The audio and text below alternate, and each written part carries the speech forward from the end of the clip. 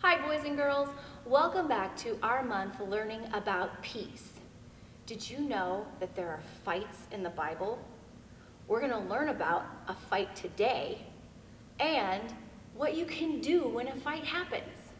You know, you can show that you care about others by walking away from a fight. That's one way that we can be at peace with other people. Let's remind ourselves what the Bible has to say about peace by saying our Bible verse, Romans 14:19. So let us do all we can to live in peace, and let us work hard to build up one another. Now remember, we can't do that by just working hard on our own. We can only do that because God has made peace with us. Let's worship Him and thank Him together for making peace with us.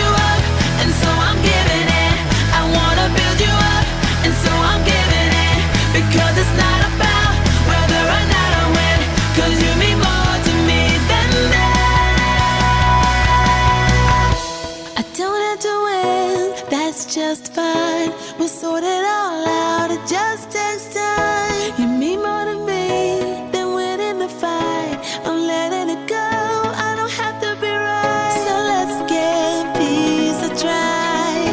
So let's give peace a try. So let's give peace a try. I don't have to win, that's just fine. We'll sort it all out, it just takes time. You mean more to me than winning the fight. I'm letting it go,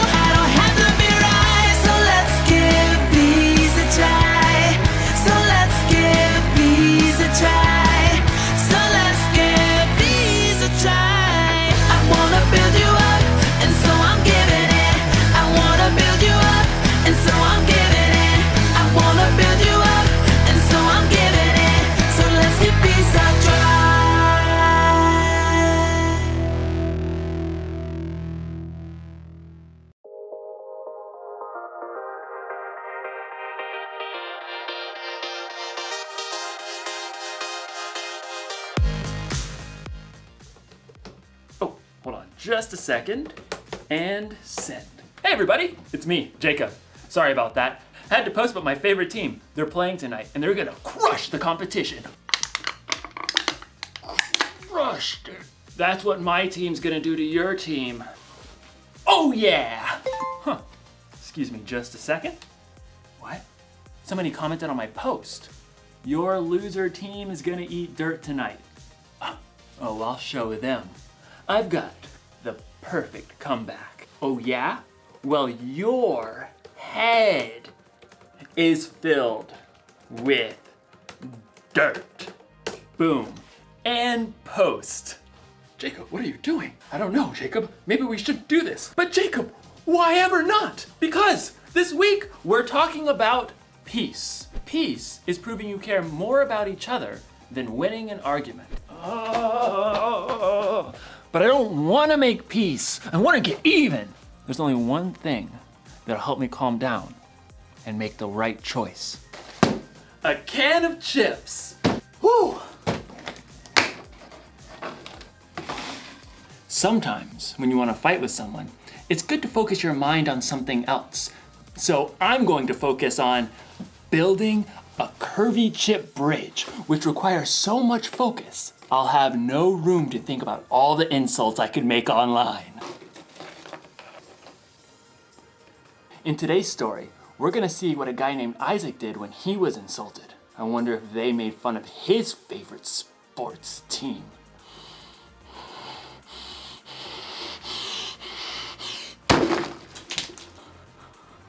Oh, no. Guess I'm gonna need to focus a little bit more. I'd better start over. See you on the other side. The Bible. It's 66 books of history, stories, letters, and poetry that fit together to form God's one big story. The epic adventure of how He created us and loves us so much that He made a way to rescue us.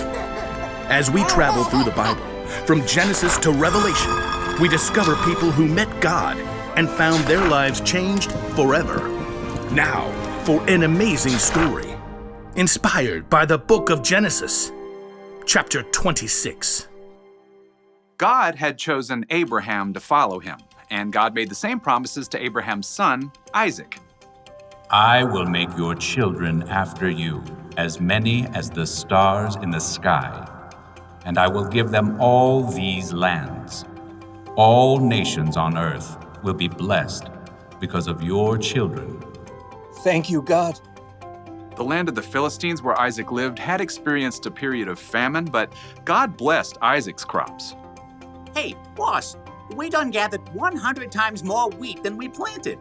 Excellent. 103.7 times as much to be precise. And your flocks and herds are multiplying like rabbits. Actually, they're increasing like sheep and goats, because that's what they are. Very well, carry on. Unfortunately, the Philistines who lived nearby grew jealous of Isaac's success. They shoveled dirt into his wells, cutting off his water source. Excuse me? The king of the Philistines called for Isaac and issued a command. You have become too powerful. Move away from us. It wasn't fair. Isaac had plenty of men who could stand against the Philistines and fight, but he chose to keep his cool. All right, we'll move down to the Valley of Gerar. Isaac and his family packed up everything he owned. I knew I should have been saving all those Camel X delivery boxes.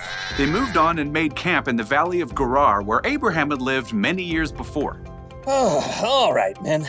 Let's open up those old wells my father dug. Isaac's servants immediately got to work, digging for water. Whoo-wee! It's hotter than a snake in a hog's back out here. My calculations of soil composition. We should hit water in precisely 2.6 seconds. Well, ain't that the bee's knees? Abraham's old wells filled with cool, clear water once again. The happy herds and flocks could drink their fill. That is, until the nearby Philistine herdsmen showed up. So kind of you to open up these wells for us. Step aside, the water's ours. Isaac's servants gaped at the Philistines. You got some nerve. These wells belong to Isaac by ancestral tradition and dint of hard labor. Whatever. We're taking the well. Oh yeah? We're gonna have to fight me for it. I believe the appropriate course of action is to flee. As Isaac's servants and the Philistine herdsmen faced off, Isaac himself arrived. Easy does it, fellas. There's plenty of land in this valley for everyone. We'll move along. But we can take them. Let's go. So Isaac and his family and his servants and his flocks all moved camp down the valley, and once again his servants set out to dig new wells.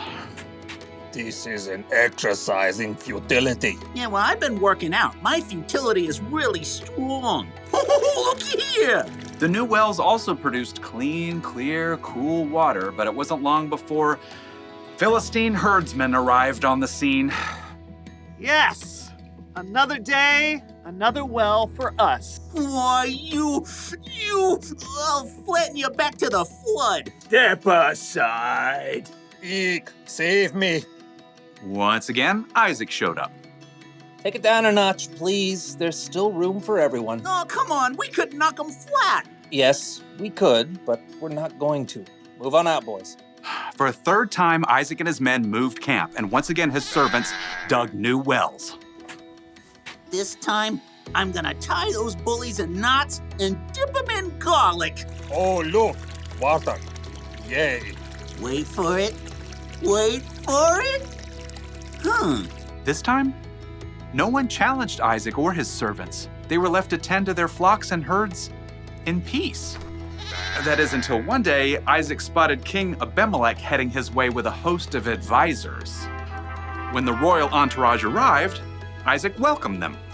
Why have you come to me? You were angry with me and sent me away. Abimelech shifted and exchanged a glance with his advisors. Well, we saw clearly the Lord was with you, so we want to make a peace treaty with you.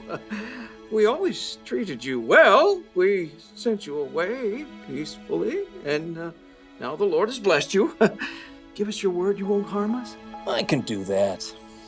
Isaac prepared a feast for the Philistines. Early the next morning, the men made an agreement to keep peace with each other. Then, the Philistines went on their way. Need a drink? Pretty good well right there by the road. Yep, even though Isaac had the power to win a fight, he had chosen to stay strong and walk away 3 times in a row. And God had blessed him with peace.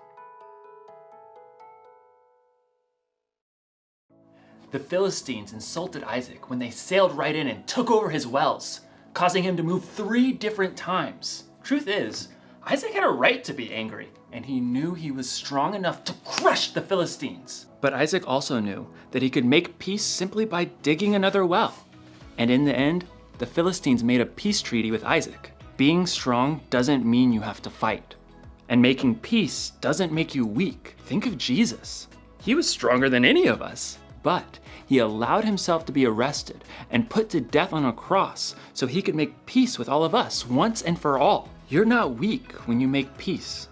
When you choose to hold your temper and stay calm instead of losing it, you show others how strong you really are. So here's the one thing to remember today. You can show you care about others by walking away from a fight. Don't get me wrong, there are definitely times to stand up for yourself and to stand up for other people. A grown-up you trust can help you know when. But sometimes, the best way to build a bridge to someone else is to walk away. Look at this.